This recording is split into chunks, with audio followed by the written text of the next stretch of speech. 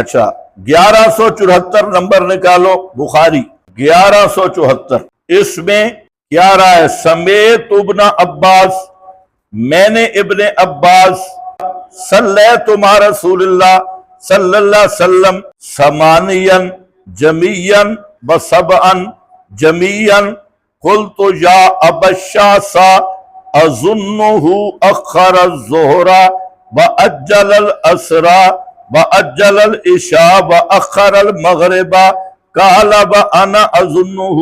اس کو پکا نشان لگا کے رکھو، اس میں بات کرتا ہوں بعد میں۔ اچھا 1107 بھی نکالیں، 1107 نمبر، یہ مسلم سے بھی نکال کے بیٹھ جاؤ، مسلم سے، مسلم میں 705 نمبر پہ اور نسائی میں 602 نمبر پہ، ابو داؤد میں 1210 نمبر پہ، 1210 نمبر پہ، سنن ترمذی میں 188 نمبر پہ۔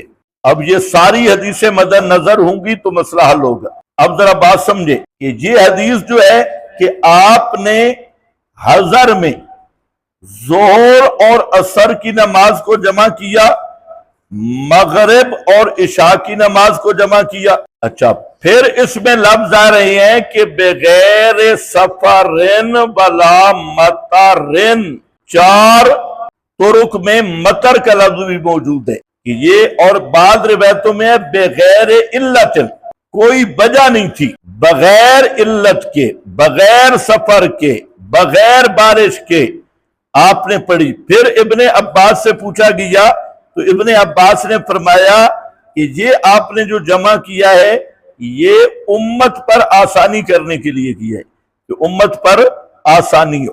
اب یہ جو حدیث ہے اس سے حاصل یہ نکلا کہ ظہرین اور مغربین، ظہرین اور مغربین جو اہل تشیع کا مذہب ہے، 2 نمازیں جمع کرنا، ظہر اور عصر، مغرب اور عشاء، تو یہ کیا پڑھتے ہیں؟ ظہرین اور مغربین۔ تو یہ انہی کا اصول ہے، اور اس لیے اب میڈیا پر اس جیلمی شیطان اور اس طرح کے چیلے یہی حدیث پیش کر کے کہہ رہے ہیں دیکھیں ظہرین بھی ثابت ہے اور مغربین بھی ثابت ہے۔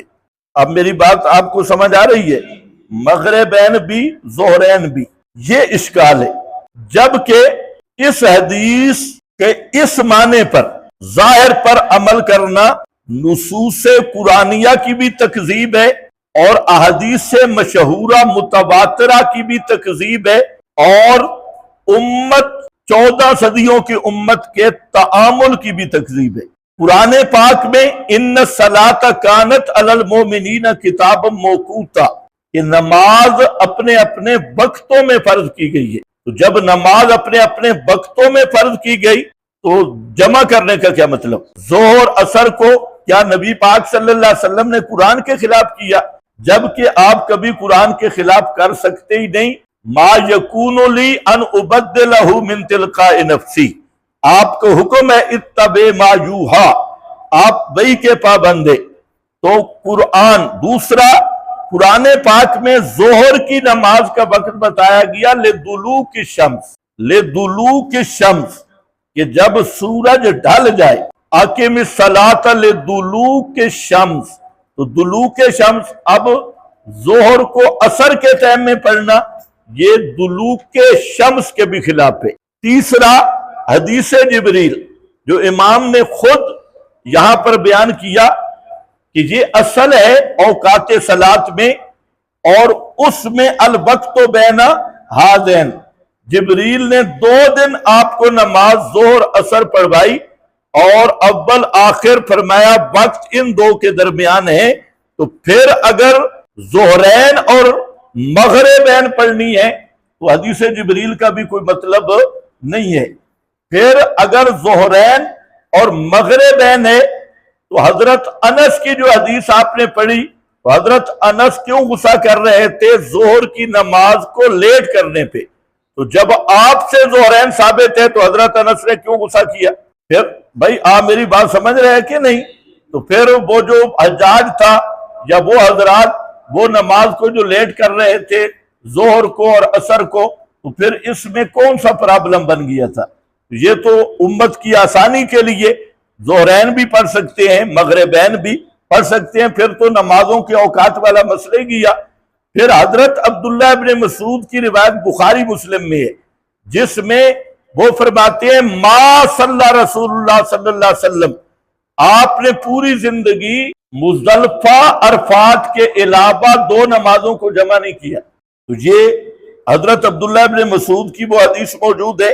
تو مطلب یہ ہے کہ اس حدیث کو ظاہر معنی پہ لینا قرآن کے بھی خلاف ہے، احادیث مشہورہ کے بھی خلاف ہے، اور تعامل امت کے بھی خلاف ہے۔ امت کا جو 14 صدیوں کا تعامل ہے، اسی لیے کوئی امام بھی اس حدیث کے ظاہر کی طرف نہیں گیا، سب نے اس کی تعبیل کی ہے۔ مثلا یہاں امام مالک رحمت اللہ علیہ نے، یہاں جو ایوب راوی ہے یہ خود تعبیل کر رہے ہیں کہ فقال ایوب نے کہا کہ لعلہ فی لیلۃ مطیرہ، ہو سکتا ہے کہ یہ بارش کی رات ہو۔ قال عسا، انہوں نے کہا جی ہو سکتا ہے، لیکن سنن ترمذی 188 نمبر حدیث میں موجود ہے بغیر مطر کی بات، کہ وہاں بارش کوئی نہیں تھی۔ ہاں نکالی ہے نا بغیر مطر والی، یہاں آ گیا مطر، وہاں نفی آ گئی، اور وہ 4 سندوں میں موجود ہے بغیر مطر، یہ تعبیل نہیں بنتی۔ اب اس کے 2 حل ہیں، میری طرف توجہ فرمائیں۔ حل اس کے 2 ہیں۔